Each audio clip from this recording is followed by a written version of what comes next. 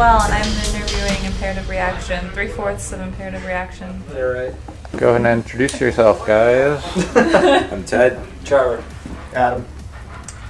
You guys described the new album as being your defining album. Can you elaborate more on that? Is there any particular reason why you guys decided to make this the Imperative Reaction album, as opposed to usually it's like the first album that's self-titled? Is there any reason for that? Well, I think the reason for that was because we just wanted it to be like, this is our new beginning. So, you know, like you said, most albums are, the first album is self-titled, so this one's self-titled because this is our album.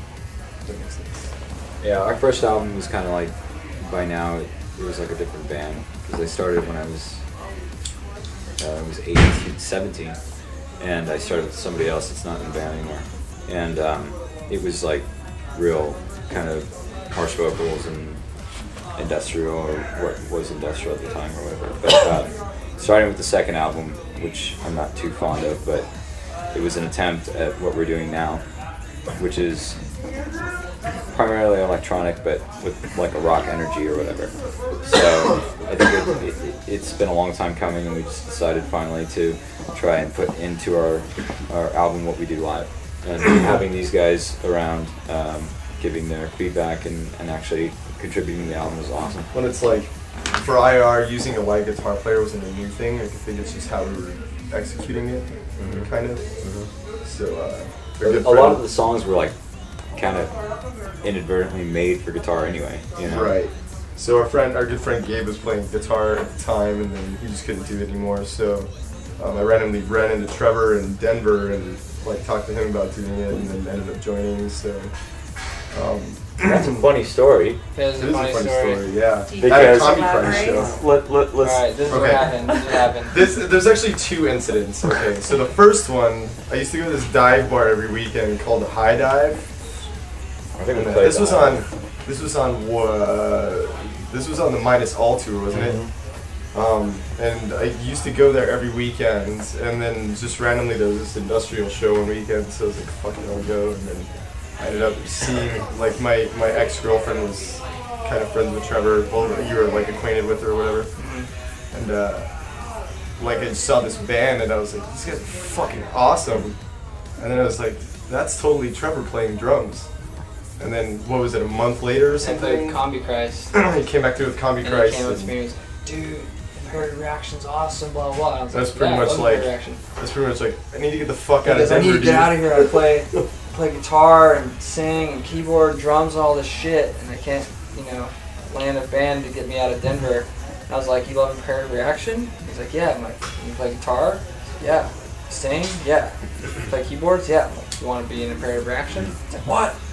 So then you just moved all the shit out. So then Trevor I comes home. think the most funny part about that is we had this discussion over pizza. Yeah. Nice. And then I came home and tell these guys. It's like, dude, I found the perfect guy for the band. Should I tell them about my audition? Well, it wasn't really the audition. He already had the gig. He came to first practice for the tour, and I'm sitting there, and everyone's getting their shit together, and I look up at Ted, and I'm like, holy shit! I was like, hey guys, I hope this guy can play.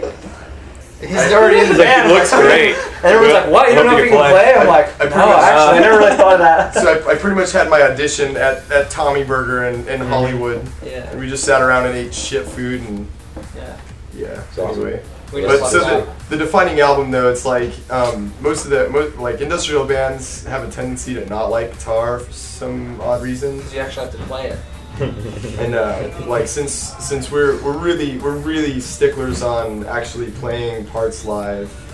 Like most keyboardists and stuff will just set up laptops and just play or act like they're playing. Like we really wanted to get out of that. So when Ted started working on the new album, it was it was just as easy for me to lay down guitars on that stuff as it was for the Minus All stuff. But we just noticed that it had kind of this more anthem-y vibe, and Ted and I had a discussion about just kind of like trying to break away from the industrial scene and give another scene a little something, like kind of crossover. So I think we really nailed it on this one. So I think you guys did too. It's an awesome album. Thank you. You guys just recently released your first video for Surface off the new album. Yeah. Are you guys satisfied with the positive feedback you've got from the video? And Absolutely, when do you guys expect to We were release hoping the for all this video? negative. Yeah, I mean, I wanted everybody to hate it, We were so. bummed out. No, but seriously, Chad's fucking awesome. He knows his shit. Super talented dude. He's really fun to work with. Great crew. Yeah. And Definitely he work put with him together. again. He definitely exceeded like what I thought was gonna come out of it. So. Yeah. And you guys invited all your fans to it too, which is Yeah, really yeah. cool. Yeah, that was a lot Sent of out a fun. Facebook invite. That was like the easiest video shoot I've ever done in my entire life. Yeah, seriously, cake and like I was standing on stage joking with the fans and everything. Yeah, it was fun. Yeah, it was really fun. Getting to know everybody and like actually like at home in LA, it was pretty cool. So. Yeah. This new album is a long way coming from the previous album, Minus All, which you said that you weren't too proud of. Now, what sets this album apart from Minus All in the long run? Minus all rules. Minus all rules, Ted. I'm sorry. Ted is fucking Well, wrong. he doesn't like it, so Minus I liked all. it. I liked Besides it this personally. album, Minus All is my favorite album. I liked it. I think the problem for me with Minus All was just that we had You were I rushed. yeah, we had momentum with As We Fall, and then Still good though. it did Minus All, thank you. And it just feels really disjointed to me, and I think if it had been condensed down to less songs and I had more time to spend on it, that it would have been better. I think I was trying too hard. I got into my head to make a hard album that would appeal to the scene, while still kind of experimenting, but it just took, it didn't feel true to what we're trying to do. So, yeah, that's basically, I feel like we're back on track with this album. So you don't feel like you were rushed with this album? No, not at all. Yeah, we had a lot of time to work on it. Yeah, we went back to kind of where I left off with As We Fall, and then went in a different direction. So. And this is actually the first album that we had a producer on. Yes. Is that right? Mm-hmm. So Krishan from Rotterdam put his hand in it too, which was awesome. And he did like listening to the demos compared to what is actually on CD. Like that guy knows his stuff. So. He's an amazing producer. So, how was it working with him? Do you guys really enjoy like what he contributed to the album? Total asshole. I think Ted's the only one that really got hands-on time with him, since he's I got my hands on. You would. I've known Chris Sean for 5 years now, since we toured with Covenant and Riverside back in 2006, and we always were talking about working together, and timing-wise it didn't work out for As We Fall or Minus All, but it just so happened that he had the time this time, and we worked out a deal, and I couldn't be happier. Very So, happy. do you plan on working with him more in the future? I could definitely see that, yeah. Although I would like to use a different producer for the next album just to see what happens. Yeah, I mean, those types of things, it's I like to think that I'm the guy in the band that pushed Ted Phelps out of his box. out of my box, yes. Just Tiny have little Nick Kenny box. do it. Have Mick Kenny do it, yeah. Yeah. Mick Kenny is our guitar player for Something World, by the way. Imperative Reaction, at least for me, stands out the most with their powerful lyrics and strong message tied to each song. Now, which song on this new album would you say was either the most difficult for you to write, had the most meaning for you, was the most positive for you? That's a hard one, dude. Yeah, I don't know, to tell you the truth, and the reason is that it was about 2.5 years of work, and the funny thing is, I'd have to say personally for me, it'd probably be Surface, because that's the first song that you and I actually worked on together, and like when I just remember the vibe that we had when we were working on it in the studio with the vocals, like the Yeah, it big was gang awesome. vocals and Once stuff. we got the gang Remember vocals. Bobby? So I was in the car listening. If I have to hear this fucking song one more time, because he was at the video shoot, having to go like this the whole time. Yeah. Funny thing is, Surface was it was the song that I wrote initially, because the demo version is so different, or the pre-demo version is so different.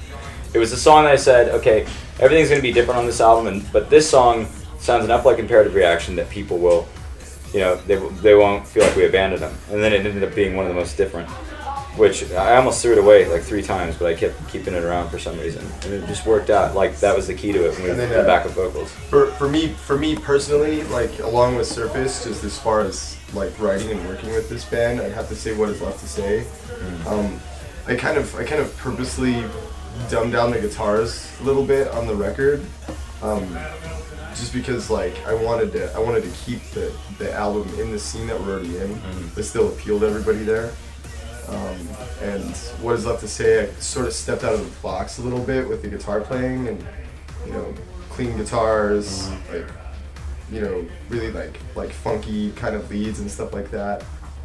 This is definitely so an album where we just kind of let things develop on their own and go where we felt they wanted. Yeah, kind of like testing the waters. So so that song for me just made it a little more comfortable, since it was pretty well received, that like just to, you know, be able to just do what I want to do on the next record and not hold back any.